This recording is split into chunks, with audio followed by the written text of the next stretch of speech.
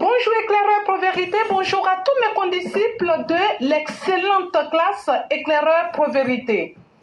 Mon édito aujourd'hui a pour titre l'hôte libanais. Un hôte est par définition quelqu'un qui donne l'hospitalité à une autre personne. En général, c'est à l'hôte aussi qu'incombe l'éducation de son étranger qu'il reçoit chez lui.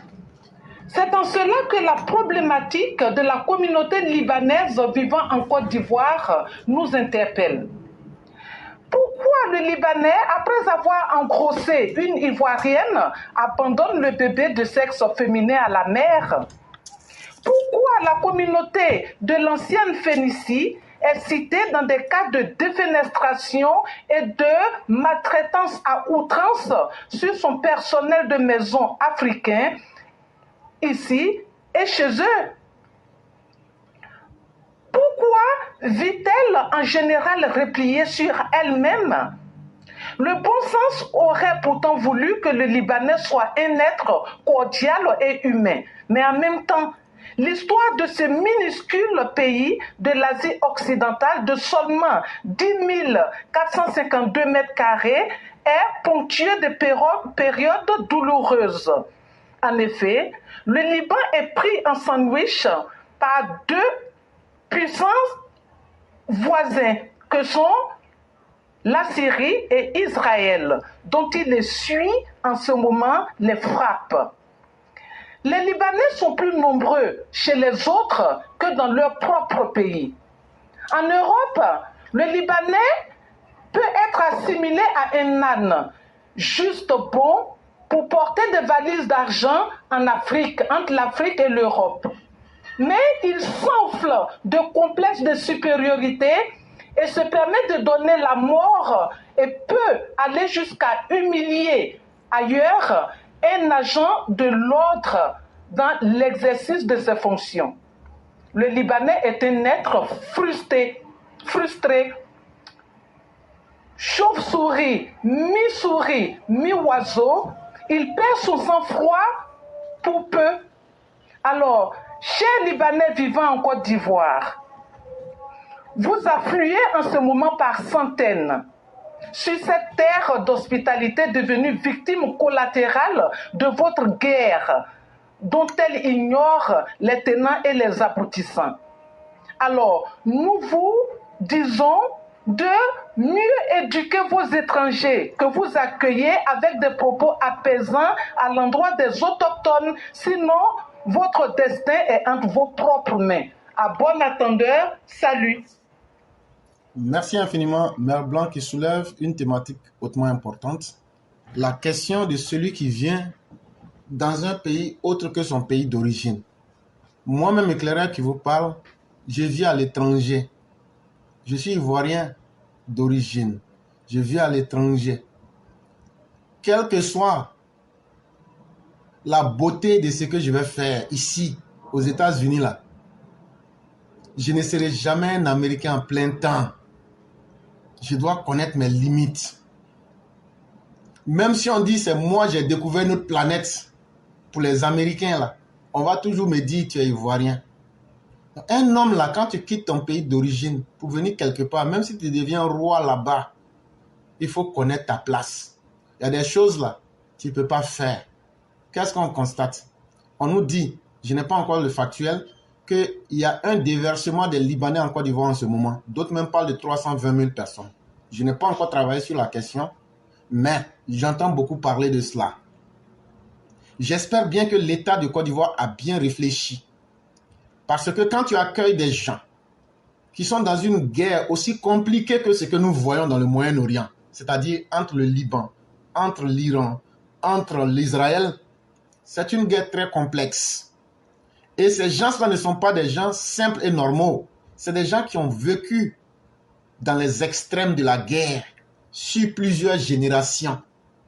C'est des gens qui sont déjà dans un état mental où ils sont capables du pire. Quand vous les prenez en masse, que vous faites, est-ce que c'est écrit sur leur fond, lui là il est Hezbollah, lui là il est Hamas, lui là il est tant. Demain là, quand ça va péter et que ces gens-là vont enlever des pistolets pour tirer dans le pied des enfants parce qu'ils avaient payé pour avoir la nationalité ivoirienne. On a déjà vu ça. Quand demain, ces gens-là vont coucher avec nos sœurs et puis les jeter par la fenêtre, comme ça a été le cas à San Pedro. Quand demain, là, ces gens-là vont utiliser les Ivoiriens comme des esclaves, est-ce qu'on va dire qu'on est étonné? Et donc là, pourquoi ils ne vont pas dans d'autres pays? C'est vrai qu'être gentil n'est pas une mauvaise chose. Mais est-ce qu'on calcule les conséquences de notre gentillesse à l'avenir? Est-ce que les uns et les autres savent ce que le problème israélo-palestinien que vous voyez aujourd'hui là, est-ce que vous savez ce que c'est? C'est aussi le fruit d'une grande manipulation mondiale après la Deuxième Guerre mondiale. Où quand l'Israël a aidé l'Occident à combattre Hitler et ses troupes, ils ont supposément forcé la situation. L'argent du plan Marshall que les Occidentaux ont réussi pour construire l'Europe, les Juifs qui ont aidé, ils ont demandé, ils disent, nous, on veut créer, après les expériences qu'on a vécues avec les Hitler, là, nous, on veut créer notre propre pays. Ils sont allés, en se basant sur la Bible et autres, pour dire qu'ils reviennent à la terre promise. Si Moïse n'a pas pu avoir la terre promise, ce n'est pas vous qui allez avoir la terre promise. Ça, c'est pourquoi dans le Coran, Dieu vous dit qu'il a fait de vous des singes sur la terre. Ça ne veut pas dire que vous avez été transformé en singe. Le singe, là, partout où il est là, il fait du bruit. Ou bien, il y a le bruit qui le suit. Vous n'aurez pas la paix. Parce que vous avez vous-même volontairement cassé l'alliance que vous aviez avec Dieu. Pendant 41 ans, vous avez fait souffrir Moïse dans le désert. Et c'est à cause de vous et du stress de votre comportement que vous avez fait tuer Moshe.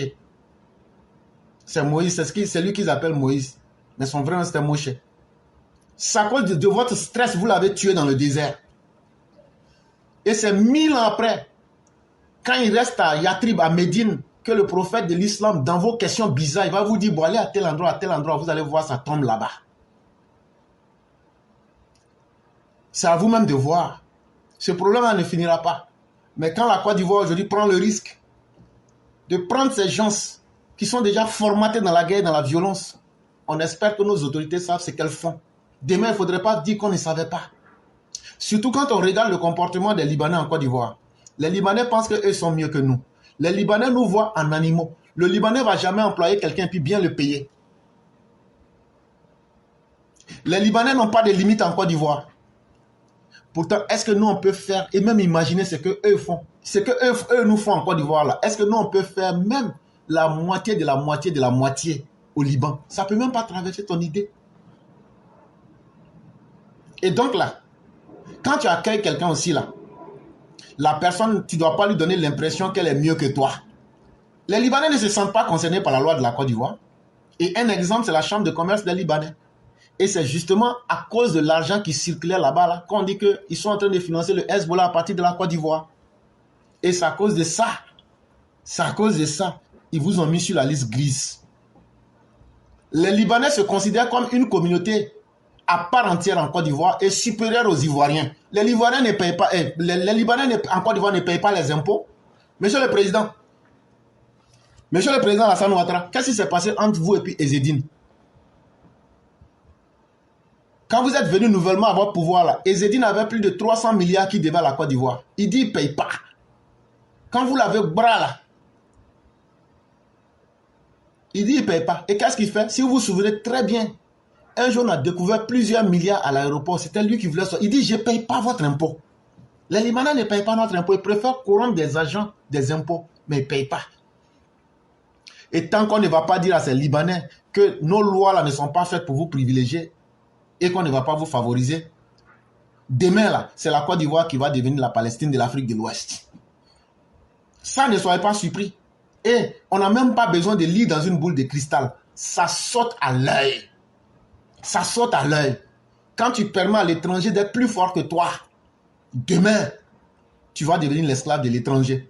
Et c'est pourquoi j'aime beaucoup la charte du Mandé qui disait que, quelle que soit la force d'un plus petit, tant que ces aînés sont là, on ne lui donnera jamais le droit de gouverner ou le droit de gérer les autres. Mais dans la charte du Mandé, eux avaient compris ça. Depuis avant le XIIe siècle, il dit, quelles que soient les compétences d'un étranger, il ne devient jamais roi. Mais en Côte d'Ivoire, nous n'avons pas de paradigme moraux. Nous-mêmes, nous faisons sauter toutes les barrières. Et demain, on veut être étonné. Demain, là, quand les Libanais vont tirer dans les pieds de nos enfants, quand les Libanais vont attraper nos policiers, les gifler, les chicoter correctement à commencer devant nous, on est étonné. On est devenu une société sans dignité. Et puis, on s'assoit, on les regarde. Tu as fait ça au Liban, là, on va te lyncher à la seconde. Mais les Ivoiriens s'arrêtent, on filme ça. Des Libanais sortis de leur voiture, pourquoi le policier leur a dit arrêtez le feu? Il est venu la griller, il est parti bloquer, il a fait arrêter son véhicule, il est revenu et puis il a chicoté notre policier. Les gens étaient là, les gens filmaient.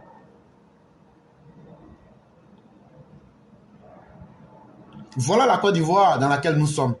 Et bizarrement, tous les régimes, y compris celui du RHDP, quand ils viennent là, ils ont leur Libanais. Parce que tous ceux qui sont dans les détournements de fonds là, pour cacher leur argent là, ils sont en complicité avec les Libanais. Et c'est tout ça qui les met en confiance. Ils ont tous des quelqu'un.